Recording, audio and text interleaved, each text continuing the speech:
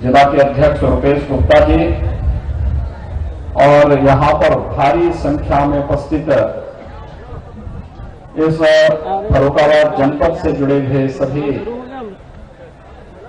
भाइयों बहनों, पूरे प्रदेश के अंदर एक बार फिर से हम लोग मुख्यमंत्री आरोग्य मेलों का शुभारंभ कर रहे हैं और यह अवसर आज मुझे प्राप्त हुआ है कि मैं प्रदेश के अंदर 3,400 से अधिक स्थानों पर आयोजित होने वाले इन आरोग्य मेलों का शुभारंभ महात्मा बुद्ध की इस पावन भूमि संगीता से करूं। मैं इसके लिए फर्रुखाबाद की आप सभी नागरिकों को हृदय से बधाई देते हुए आप सबका अभिनंदन करता हूं। एक साथ यहां पर आज विकास की भी अनेक परियोजनाओं का लोकार्पण भी हुआ है, शिलान्यास भी हुआ है। आरोग्य मेला का पूरे प्रदेश के कार्यक्रमों का शुभारंभ भी हो रहा है, यानी 3,400 से अधिक स्थानों पर यह आरोग्य मेला हर रविवार को लगा करेंगे।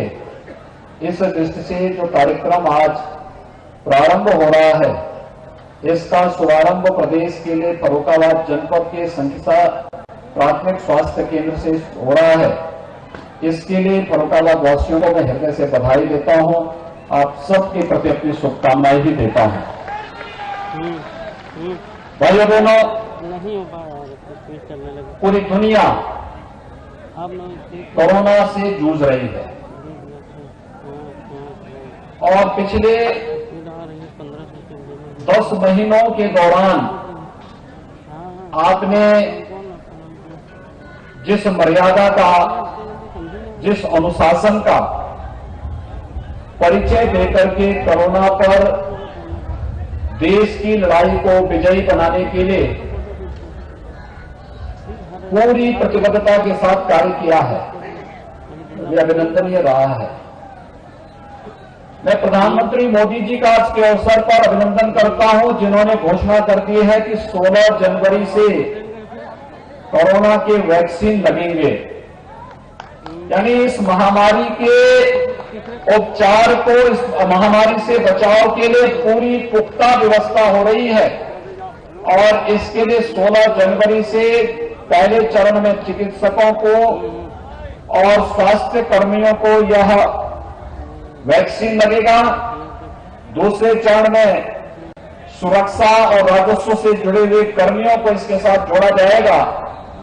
तीसरे चरण में 50 साल की उम्र के लोगों को और विभिन्न प्रकार की बीमारियों से ग्रसित लोगों को और चौथे चरण में से सामान्य लोगों को भी इस वैक्सीन का लाभ प्राप्त हो पाएगा और इसकी घोषणा आज हुई है। मैं इसके लिए प्रधानमंत्री मोदी जी का भी हृदय से अभिनंदन करता हूं कि उनके मार्गदर्शन में देश ने कोरोना के खिलाफ इस लड़ाई को जिस मजबूती से लड़ा, वह दुनिया के अंदर एक मिसाल बना है।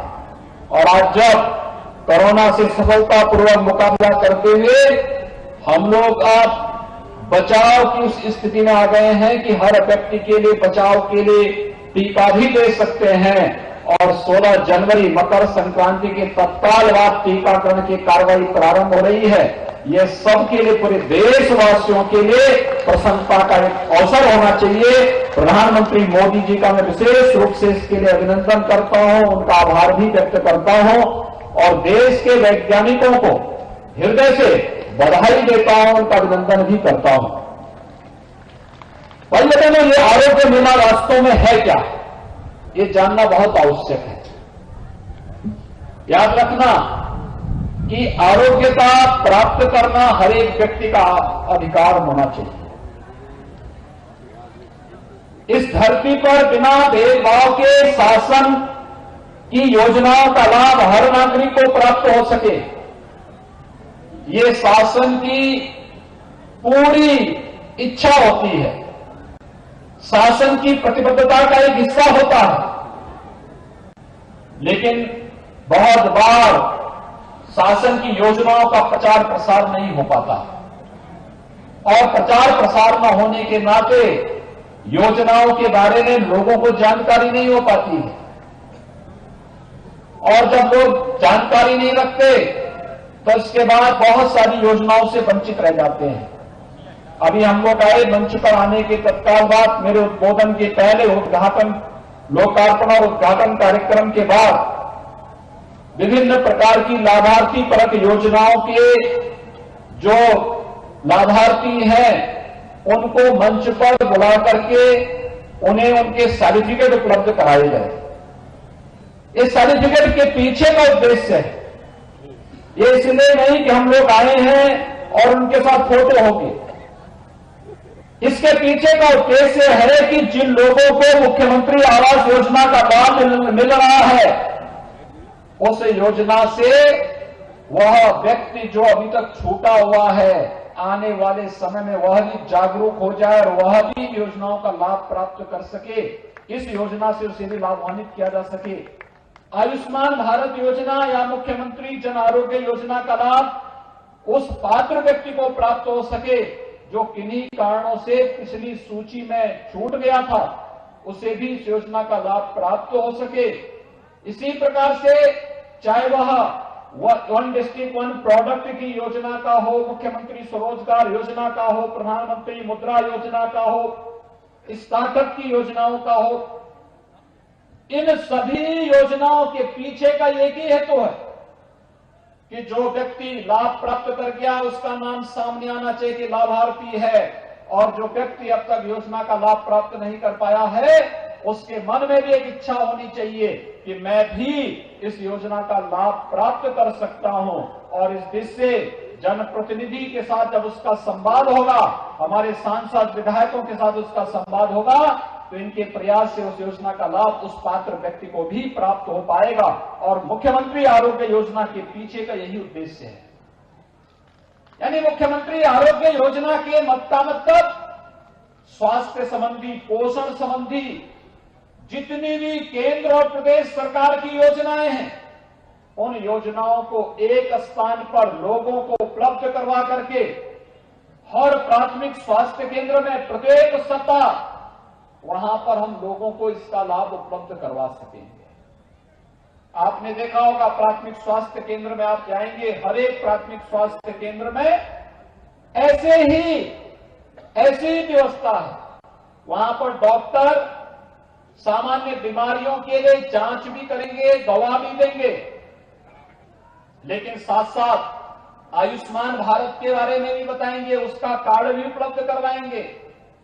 आयुष्मान भारत का कार्ड उपलब्ध कराने के साथ साथ किसी को ट्यूबरक्लोसिस से वो पीड़ित है, टीबी से ग्रसित है, टीबी के उपचार की व्यवस्था भी वहां उसके लिए करेंगे।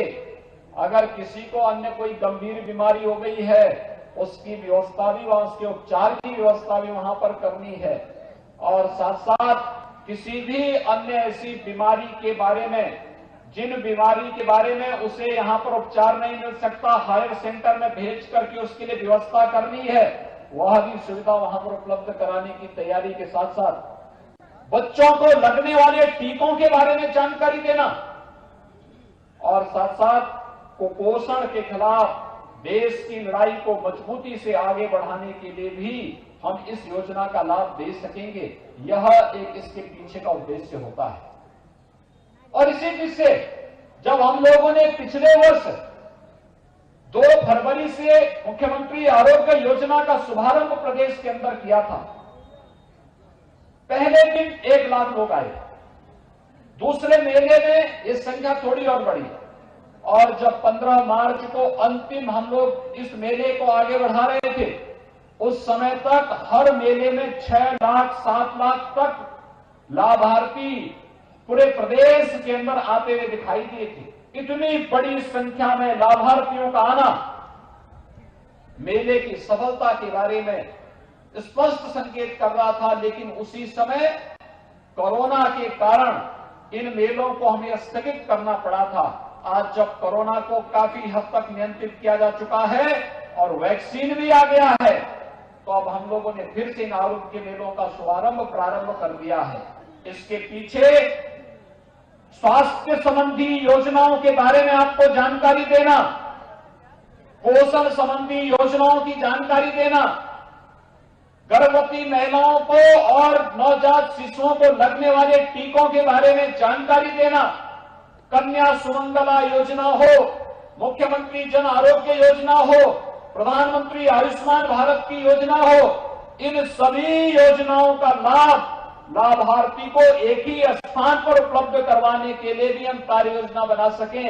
इस कार्य योजना के साथ यह स्वास्थ्य संबंधी आरोग्य मेलों को जगह जगह हर रविवार को हर प्राथमिक स्वास्थ्य केंद्र में पूरे प्रदेश के अंदर इन मेलों का आयोजन हो सकेगा। इस उद्देश्य से आज मुझे फर्रुखाबाद की धरती पर भगवान बुद्ध के अवतरण की धरती पर आने का सौभाग्य प्राप्त हुआ है। मैं फर्रुखाबाद के आप सभी नागरिकों का इस अवसर पर हृदय से अभिनंदन करता हूं, आपका स्वागत भी करता हूं। भाइयों बहनों, प्रदेश के अंदर पिछले 3.5 वर्षों के अंदर आपने बदलाव देखा होगा। योजनाओं का लाभ गरीब को मिल रहा है। पिछले 6 वर्षों के दौरान देश के अंदर एक नया परिवर्तन देखने को मिला है। पहले एक परिपाटी बन गई थी।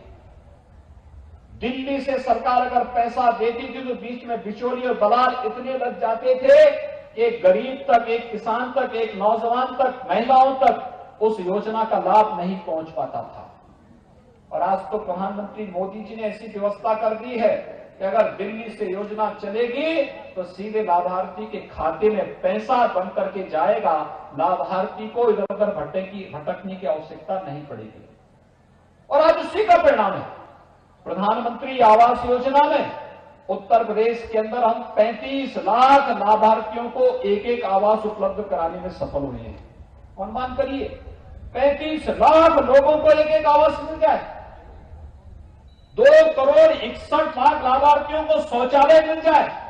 मैं भी जब आ रहा था, मैं संकीसा बौद्ध स्तूप की तरफ जब जा रहा था, मैं देख रहा था शौचालय बने हुए लोगों के घर के सामने। ये शौचालय केवल शौचालय नहीं है, ये आरोग्यता का भी आधार है और नारी गरिमा का प्रतीक भी है। ये केवल एक शौचालय नहीं है, ये स्वच्छता का आधार भी है, स्वस्थ बनने की प्रेरणा का आधार भी है और साथ साथ नारी गरिमा की रक्षा का भी आधार है। और इसलिए आपने देखा होगा 2 करोड़ 61 लाख लाभार्थियों को प्रदेश के अंदर शौचालय मिलना। और पिछले वर्ष तो प्रधानमंत्री जी ने एक और कार्य किया कि हर ग्राम पंचायत में एक सामुदायिक शौचालय का निर्माण होगा। प्रदेश के अंदर 59,000 ग्राम पंचायतें हैं। हर ग्राम पंचायत में एक एक सामुदायिक शौचालय का निर्माण कार्य किया जा रहा है और गांव की ही किसी महिला को उसके रख रखाव के साथ जोड़ा जा रहा है। उस महिला को 6,000 रुपए महीने का मानदेय देकर के उसके रख रखाव की जिम्मेदारी दी जा रही है। याद करिए, गांव के लोगों के लिए सफाई का भी एक केंद्र और दूसरा एक महिला को रोजगार भी वहां से प्राप्त हो रहा है। यह कार्य भी प्रधानमंत्री मोदी जी ने देश के अंदर सब देश के नागरिकों के लिए उपलब्ध कराया है। यानी हर एक योजना को हमने प्रधानमंत्री आवास योजना दिया हो, मुख्यमंत्री आवास योजना का लाभ दिया हो, आयुष्मान भारत की योजना का लाभ दिया हो या किसी भी योजना का लाभ, इन योजनाओं में किसी के साथ भेदभाव नहीं किया गया। जो भी लाभार्थी है, पात्र हैं, उसको योजना का लाभ मिलना चाहिए। हम भेदभाव किसी के साथ नहीं करेंगे, लेकिन तुष्टीकरण के नाम पर भी समाज को बंटने नहीं देंगे। यही तो कार्य सरकार का है और सरकार आज मजबूती के साथ इस अभियान के साथ जुड़ी हुई है, मजबूती के साथ जुड़ी हुई है। क्या किसान हो, क्या नौजवान हो, क्या महिलाएं हो, पहले प्रदेश के अंदर नौकरियां निकलती थी, फर्रुखाबाद के लोग देखते रह जाते थे, कुछ लोग उसका लाभ ले लेते थे, लेकिन आज जब नौकरी निकलती है तो उस नौकरी का लाभ फर्रुखाबाद का नौजवान भी लेता है। 4 लाख नौजवानों को सरकारी नौकरी अब तक हम लोग देने में सफल हो रहे हैं प्रदेश के अंदर। यानी पिछले 3.25 वर्ष के दौरान लगभग 4 लाख सरकारी नौकरी जिसमें 1,37,000 तो केवल पुलिस कर्मियों की भर्ती प्रदेश के अंदर हम लोगों ने कर दी है। 1,10,000 के आसपास शिक्षकों की नियुक्ति प्रदेश के अंदर हुई है। विभिन्न विभागों में अन्य नियुक्तियों का क्रम चला है और प्रदेश के अंदर बिना भेदभाव के योजनाओं का लाभ किसानों को प्राप्त प्रदान करने की कार्रवाई, चाहे वह किसानों के फसल ऋण माफी का कार्य रहा हो, चाहे वह प्रदेश के अंदर प्रधानमंत्री फसल बीमा योजना और प्रधानमंत्री किसान सम्मान निधि की योजना का लाभ देने का रहा हो, ये सभी योजनाएं पूरी ईमानदारी के साथ हर एक गरीब को देने का कार्य हुआ है। और आज गरीब, किसान, नौजवान और महिलाएं इन योजनाओं का लाभ लेती हुई दिखाई दे रही है। किसी प्रकार का कोई भेदभाव किसी के साथ नहीं, क्योंकि हमने तो 24 करोड़ प्रदेश की आबादी को एक परिवार माना है। इसमें भेद कैसा? एक परिवार में अगर एक परिवार में 4 लोगों का परिवार है, अगर आपस में थोड़ी भी मतभेद होता है या भेदभाव होता है, परिवार बढ़ जाता है। 24 करोड़ लोगों के साथ एक समान व्यवहार, लेकिन प्रदेश के अंदर बांटने वाले लोगों को, अव्यवस्था और अराजकता फैलाने वाले लोगों को, भय और आतंक फैलाने वाले लोगों के लिए प्रदेश के अंदर कोई जगह नहीं होगी। इस संकल्प के साथ सरकार आज कार्य कर रही है। भाइयों बहनों, आज उस प्रयास का परिणाम है यह भी वही प्रदेश है। 2017 के पहले लोग घर के बाहर निकलने में डरते थे, बेटियों को स्कूल भेजने में डरते थे, हर जगह भय और आतंक का माहौल होता था। आज एक सामान्य नागरिक निर्भीक होकर के किसी भी समय घर के बाहर भी जा सकता, बेटी और बहनें भी स्कूल जा सकती हैं, अपने सर्विस में जा सकती हैं, बाजार जा सकती हैं, कहीं कोई दिक्कत नहीं। हां, भय और आतंक किसी के अंदर समाया हुआ है तो जो अपराधी थे, माफिया हैं, गैंगस्टर हैं, जिन्होंने समाज को लूटा है, प्रदेश के धन को बंदरबांट करने का प्रयास किया है, वे लोग आज भयभीत हैं। आज गले में तख्ती लटकाए घूम रहे हैं, प्रदेश के अंदर शरण पाने के लिए फरियाद कर रहे हैं। लेकिन आज प्रदेश के अंदर एक संकल्प के साथ सरकारें चल रही है। पहले गरीबों की, व्यापारियों की जमीनों पर ये माफिया कब्जा करते थे और आज जब इन माफियाओं की छाती पर बुलडोजर चल रहे हैं तो अपराधी तो भागा हुआ है, लेकिन उनके रहनुमाओं को परेशानी हो रही है। आज परेशानी उनको हो रही है। उनको परेशानी तब नहीं होती थी जब किसी गरीब और किसी व्यापारी, किसी सामान्य नागरिक की जमीन पर कोई माफिया, कोई अपराधी कब्जा करता था। उनको परेशानी तब हो रही है जब अपराधी और माफियाओं से एक गरीब और एक किसान की संपत्ति को मुक्त कराया जा रहा है। एक व्यापारी की संपत्ति को जब किसी माफिया से मुक्त कराया जा रहा है, जब किसी सार्वजनिक संपत्ति को किसी भू माफिया से मुक्त कराया जा रहा है, तो फिर इन माफिया और इन पेशेवर अपराधियों के रहनुमाओं को आज बुरा लग रहा है। आज इनमें छटपटाहट है और छटपटाहट इस बात की कि इनके जो गुर्गे हैं, वे गुर्गे या तो आज जान की भीख मांगते हुए घूमते हुए फिर रहे हैं, या फिर उनके गुर्गों के छाती में जब सरकार का बुलडोजर चल रहा है तो उनके अंदर स्वयं भी भय है कि कहीं ये बुलडोजर उनकी ओर न घूम जाए। ये भी एक भय उनको आज सता रहा है। लेकिन भाइयों बहनों, आप सबको हम आश्वस्त करने के लिए आए हैं कि शासन की एक एक योजना का लाभ आप तक पहुंचाएंगे, किसी को वंचित नहीं होने देंगे। हर एक व्यक्ति तक शासन की योजना का लाभ पहुंचेगा।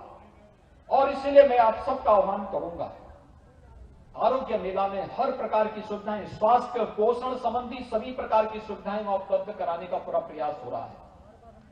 लेकिन हमें कोरोना के खिलाफ इस लड़ाई को मजबूती के साथ आगे बढ़ाना है। कोरोना के खिलाफ देश की लड़ाई को सफलता की नई ऊंचाइयों तक पहुंचाने के लिए कार्यक्रम चलने हैं। मैं अभिनंदन करूंगा फर्रुखाबाद के वासियों का।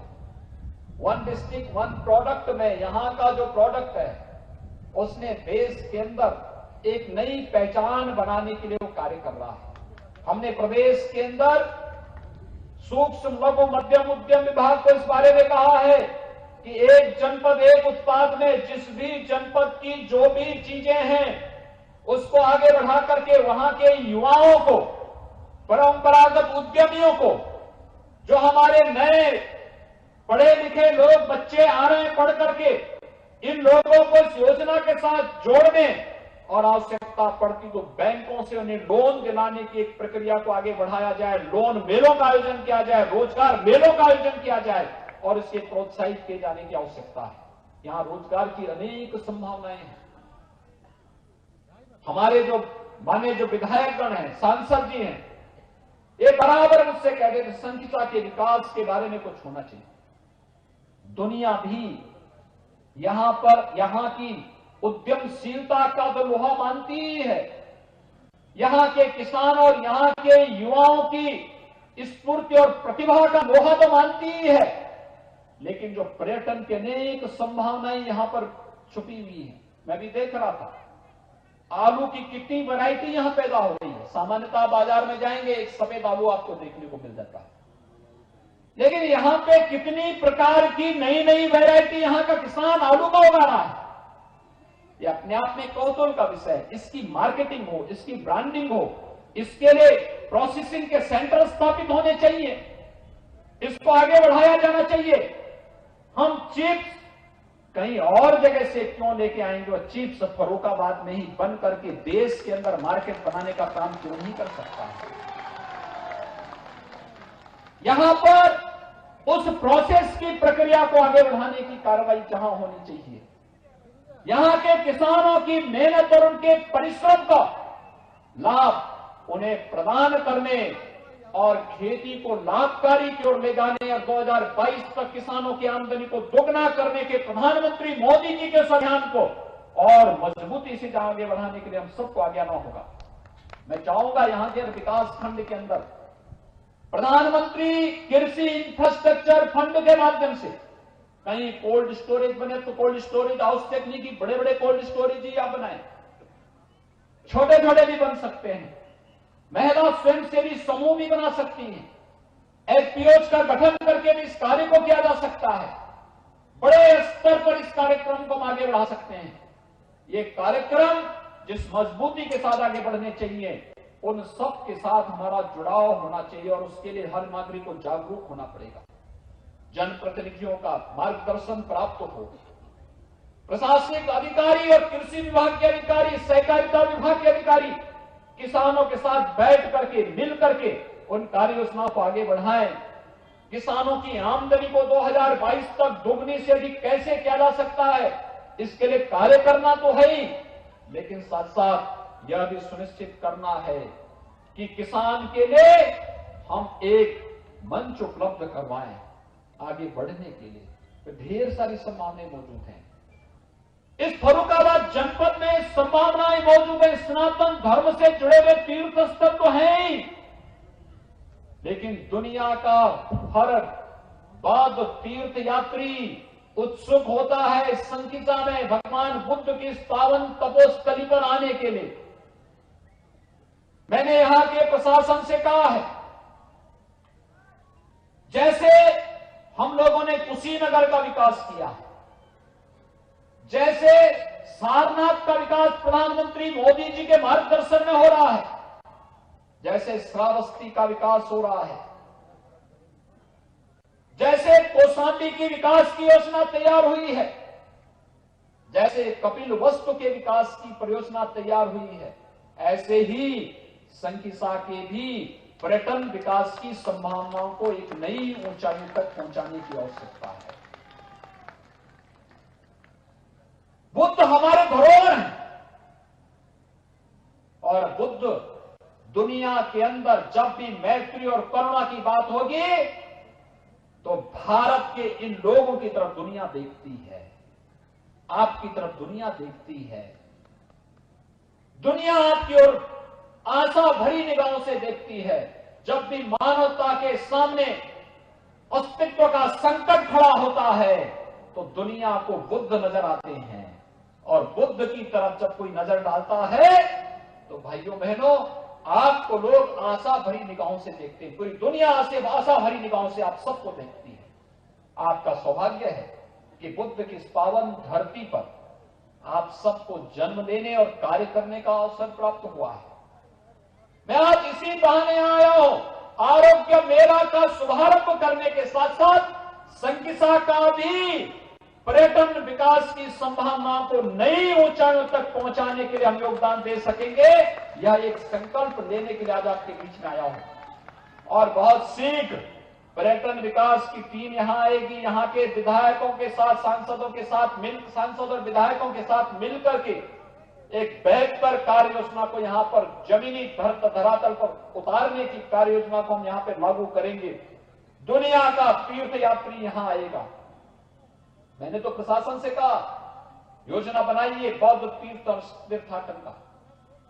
गौतम बुद्ध विश्वविद्यालय नोएडा से प्रारंभ हो, संगीसा से प्रारंभ हो, लखनऊ से श्रावस्ती से कपिलवस्तु लुम्बिनी, वहां से कुशीनगर, वहां से सारनाथ, वहां से कौशाम्बी, फिर लखनऊ संगीसा होते हुए गौतम बुद्ध विश्वविद्यालय। एक कार्य योजना इस प्रकार की बननी चाहिए। और अगर उधर से प्रारंभ होता है सारनाथ से, तो सारनाथ से कुशीनगर से लुम्बिनी, कपिलवस्तु होते हुए श्रावस्ती से लखनऊ से फिर संकिसा गौतम बुद्ध विश्वविद्यालय के साथ जोड़िए, फिर इसी रूट पर वापस होते हुए कौशाम्बी होते हुए सारनाथ निकलने की कार्रवाई। दुनिया टूट पड़ेगी, लाखों नौजवानों को रोजगार मिलेगा, पर्यटन की ढेर सारी संभावनाओं के साथ यहां पे होटल और रेस्टोरेंट का एक नया कारोबार उभर करके सामने आ जाएगा। यहां के हजारों नौजवान जो रोजगार के लिए भटकते हैं दुनिया के अंदर, उनको वहां नहीं जाना पड़ेगा। दुनिया रोजगार के लिए फर्रुखाबाद में आएगी, फर्रुखाबाद के अंदर। उन संभावनाओं को टटोलिए। क्यों हमारा युवा रोजी और रोजगार के लिए दूसरी जगह जाएगा? हमारे नौजवान को तो नौकरी और रोजगार यहां पे इन संभावनाओं के बीच में मिलनी चाहिए और इन संभावनाओं को आगे बढ़ाने की आवश्यकता है। मैंने देखा छापा खाने का कितना अच्छा काम यहां पे होता है, कितना अच्छा काम होता है, कितना प्राचीन कार्य होता है। मैं आपके उन पूर्वजों का अभिनंदन करता हूं जिन्होंने छापे खाने का विकास यहां पर किया। उस कालखंड में जब मशीनें नहीं थी, तब कपड़ों के अंदर किस प्रकार की डिजाइनिंग होनी है। आज तो तकनीक आ चुकी है, लोग आगे बढ़ चुके हैं, लेकिन उस समय उन्होंने जो कार्य करके दिखाया, आज की तकनीक उनके सामने फेल है। कितना अभिनंदनीय कार्य उन्होंने किया था। इस धरोहर को बचाने की आवश्यकता है, इसको आगे बढ़ाने की आवश्यकता है, इसको नई तकनीक के साथ जोड़ने की आवश्यकता है। अगर हम इन कार्यक्रमों को आगे बढ़ा सकेंगे, बहुत अच्छा कार्य होगा, बहुत अच्छी दिशा में आगे बढ़ेगा। एक बार फिर से विकास की योजनाओं को आप सबके साथ जोड़ने, आरोग्य मेला का लाभ यहां के लोगों को प्राप्त हो, इसका लाभ आपको देने के साथ पूरी प्रतिबद्धता के साथ इसको दोहराने के लिए आज यहां पर आते हुए मैं आप सबका आह्वान करूंगा। कोरोना के खिलाफ लड़ाई अंतिम चरणों में चल रही है, अंतिम चरण में चल रही है, लेकिन कोरोना के प्रति सावधानी हमें बरतनी पड़ेगी। सार्वजनिक स्थानों पर निकलते हैं, मास्क का इस्तेमाल जरूर करें। वर्ल्ड फ्लू का एक नया वो सामने आ रहा है, उसमें भी सावधानी करते हैं। सावधानी और सतर्कता इन बीमारियों से बचाएगी। सरकार अपने कार्यक्रमों के साथ बचाव के लिए पूरा आपके लिए कार्य करेगी। हमारे लिए एक एक नागरिक का जीवन महत्वपूर्ण है और सबकी सुरक्षा, सबको उत्तम स्वास्थ्य और आरोग्यता देना, ये केंद्र और प्रदेश सरकार की प्राथमिकता में है। और उसी प्राथमिकता के साथ आज आप सबको जोड़ने के लिए मैं विशेष रूप से आपके बीच में यहां पर उपस्थित हुआ हूं। मैं एक बार फिर से यहां पर संकिसा के विकास के साथ साथ यहां पर इस आरोग्य मेला को प्रदेश के अंदर लागू करने के लिए मैं एक बार फिर से फर्रुखाबाद वासियों को इस मेले के साथ साथ हर रविवार को हर प्राथमिक स्वास्थ्य केंद्र में हम मुख्यमंत्री आरोग्य मेला और उसके माध्यम से स्वास्थ्य संबंधी, पोषण संबंधी सभी प्रकार की योजनाओं को वहां पर उपलब्ध करवा पाएंगे। इसका लाभ आपको और प्रदेशवासियों को प्राप्त हो पाएगा। इस विश्वास के साथ मैं इस आरोग्य मेला के शुभारंभ के अवसर पर एक बार फिर से पूरे प्रदेशवासियों को हृदय से बधाई देता हूं, अपनी शुभकामनाएं देता हूं। कोरोना वैक्सीन की घोषणा करने के लिए आदरणीय प्रधानमंत्री जी का अभिनंदन करता हूं। देश के वैज्ञानिकों का अभिनंदन करते हुए उन्हें बधाई देता हूं और पूरे देशवासियों को शुभकामनाएं भी देता हूं कि प्रधानमंत्री जी के मार्गदर्शन में दुनिया के अंदर सबसे अच्छा कोरोना प्रबंधन का कार्य भारत के अंदर प्रधानमंत्री मोदी जी के नेतृत्व में हुआ और अब भारत दुनिया के अंदर पहला देश बना है जो एक साथ दो वैक्सीन लेकर के अपने देश के नागरिकों को लेकर के आ रहा है। यह प्रधानमंत्री मोदी जी के यशस्वी नेतृत्व के कारण हो पाया है। मैं इसके लिए भी प्रधानमंत्री मोदी जी का अभिनंदन करते हुए देश के वैज्ञानिकों का हृदय से उन्हें अभिनंदन करता हूं, उनको बधाई देते हुए आप सभी को शुभकामनाएं देता हूं। धन्यवाद। जय हिंद। बहुत बहुत धन्यवाद माननीय मुख्यमंत्री जी, आपके मार्गदर्शन के लिए और आपके उन सभी प्रयासों के लिए जो आप हम सब के विकास के लिए कर रहे हैं।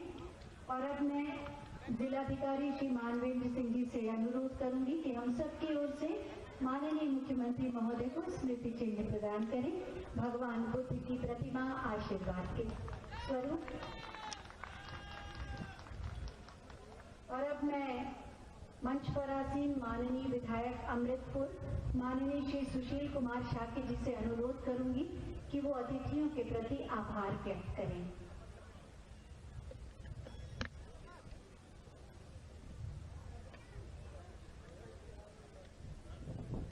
माननीय विधायक महोदय एक स्मृति चिन्ह प्रदान करेंगे माननीय मुख्यमंत्री जी को, भगवान बुद्ध की प्रतिमा, और उसके बाद उनका उद्बोधन।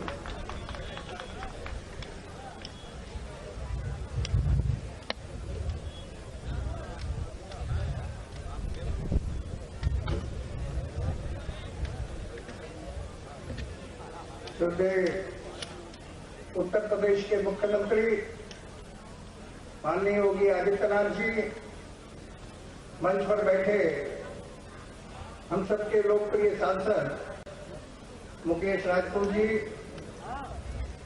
फर्रुखाबाद के विधायक मेजर सुनील दत्त द्विवेदी जी, टाइमगंज से विधायक अमर सिंह खटिक जी, भोजपुर के विधायक श्री नागेंद्र सिंह राठौर जी, अलीगंज के विधायक श्री सत्यपाल सिंह राठौर जी, भारतीय जनता पार्टी के प्रदेश के मंत्री श्री प्रांशु दत्त द्विवेदी, जिला अध्यक्ष श्री सत्यपाल सिंह जी, अन्य मंचासीन सभी अधिकारीगण, उपस्थित सभी माताओं बहनों और भारतीय जनता पार्टी के सभी कार्यकर्ता बंधुओं, मैं बहुत आभारी हूं माननीय मुख्यमंत्री जी का, जिन्होंने संकिसा का चयन किया मुख्यमंत्री आरोग्य मेला का पूरे प्रदेश में उद्घाटन करने के लिए। ये भगवान बुद्ध की धरती, इस पर पहली बार कोई मुख्यमंत्री पदार्पण किया है। ये धरती धन्य हो गई और इस संकिसा ग्राम सभा जिसके लिए बहुत समय से संघर्ष हो रहा है,